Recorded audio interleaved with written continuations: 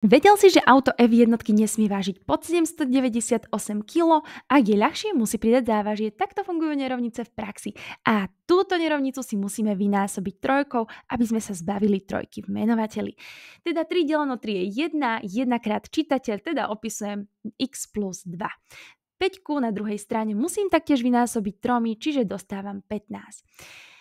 Ak si to ideme riešiť, tak x nechávam naľavo, čo má byť menšie ako 15 mínus 2. Dvojku sme presunuli na druhú stranu, teda x má byť menšie ako 13. Na číselnú os si vyznačím samozrejme 13 a ostrou nerovnosťou, teda prázdnym krúžkom, vyznačujem všetky hodnoty, ktoré patria tejto nerovnici.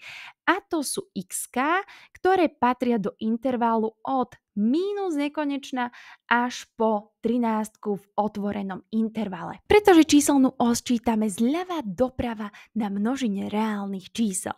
Ak nechceš, aby ti ušli ďalšie videá, daj odber a nezabudni dať like.